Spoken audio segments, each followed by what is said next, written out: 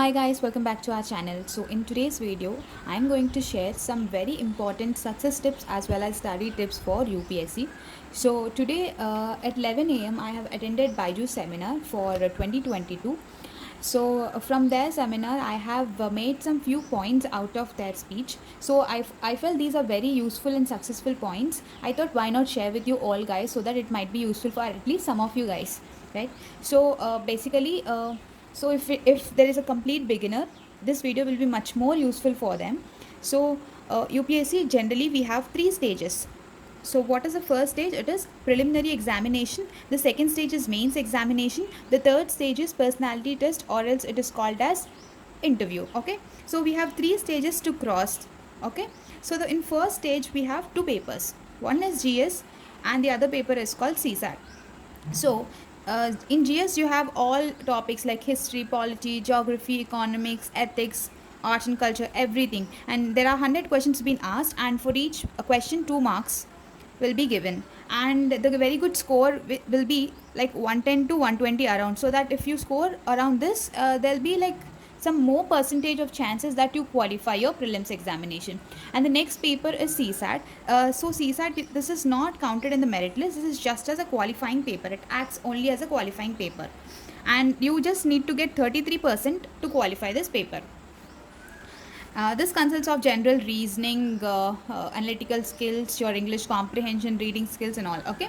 So once you qualify this paper 2, once you get 33% more, that is only when paper 1 is evaluated. So paper 2 acts as a qualifying paper. Okay.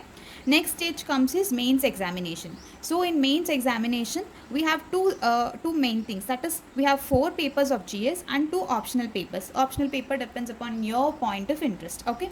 So in mains examination, the most important thing evaluated here is your writing skills.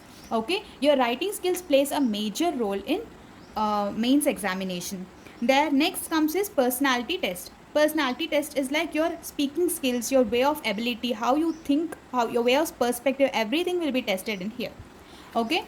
And next important thing is, many aspirants have many queries like how to begin, like where do I start this UPSC preparation, how can I start this. So the first important thing is knowing the syllabus. Next thing is getting the basics, and the third important point is coverage of the entire syllabus. So we have three important things. So knowing, the notification may be released around February or March. So UPSC always sticks to the syllabus, like it will be giving in the notification very clearly. It's not just if you fill the notification, you should also thoroughly read the notification, like what is the updated syllabus, how is there any changes or not. All the things are been clearly mentioned, and UPSC never goes out of syllabus questions. Okay. And the next thing is getting the basics. So many people feel like reading NCRTs is like waste of time, or else let me start directly through the standard books. Whatever I read from NCRT will be obviously like if I cover standard books, there is no much need of covering NCRTs. Some people might think in that way, but the very best thing to do is start with NCRTs. Okay. Also, these NCRT books are available in online, so you can make use of those online resources. Next, which NCRT to refer? So there are from do I have to refer from right from the 6th to 10th 12th class, or else or in specific classes where I have to read NCRTs. So the main important NCRTs you must cover is of class 11 and 12th. Okay. But still, if you face some difficulty understanding or coping up with some certain topics, you can go ahead and read 6 to 10 books, so that you will understand much more keen. Alright. And the next important thing is, it is always better to read one book in depth rather than reading many books. Instead of you reading many books, it is always better to read a single book, that too many times, because revision plays a major role. At least thrice, 3 times of revision is very much important. And next is, one day in a week you should dedicate to revision. This is like a key point shared. So at least in whatever the full week you go and read, that week whatever contents you have read, you have to revise in that week, because that is only when you're going to retain that information, right? And the next point is coverage of entire syllabus. Now listen, don't spend more time in getting more it is not required to spend more time on single subject. You're not getting any PhDs out of it. You try to understand the concept. You need to do smart work here rather than doing hard work. So you should cover the entire syllabus. So if you go on in depth only one particular subject, you cannot able to give equal weightage and importance to the other subjects. So don't do that mistake. Just analyze the requirement of this exam.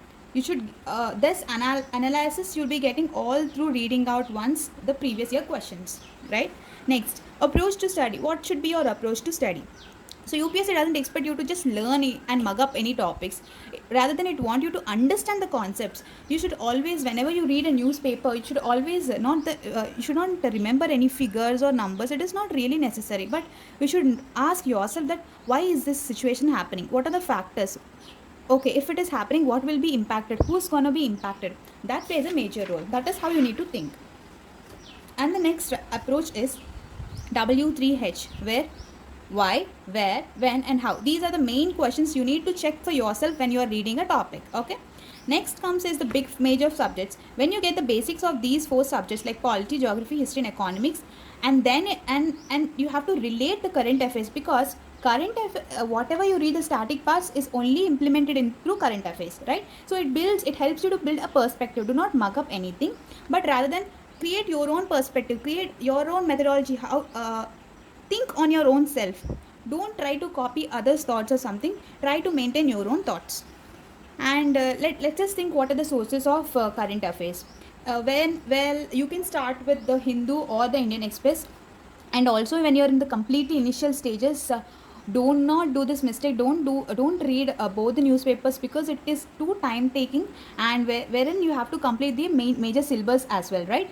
So initially you start reading any one of the paper. Any one is very good paper, and slowly you can start. Once you complete your first reading, then start reading another kind of newspaper. And if you really feel you're comfortable that particular newspaper, just jump into that. Okay. So next important magazines are like Down to Earth, Yojana, and Kurukshetra. So these are like really important magazines. Okay. And then how to read newspapers.